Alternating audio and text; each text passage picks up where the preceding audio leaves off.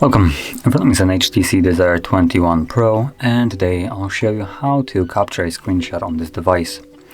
So to get started, you want to open up the content that you wish to capture. I'm just going to be using the home screen as an example. And once it's open and visible on the screen, press or hold, I should say, power key and volume down at the same time.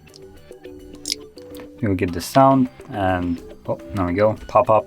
Screenshot saved. You have a couple options: share, edit, or delete from here. Now after a couple of seconds it disappears, and you can find that screenshot in your photo gallery. So you can see there it is. So that's one way of capturing a screenshot. There is also another one. So hold power key and you'll have the button right here for a screenshot. Same thing, just a little bit, I would say, less convenient. So that is how you'd capture screenshots on this phone, and if you found this video helpful, don't forget to hit like, subscribe, and thanks for watching.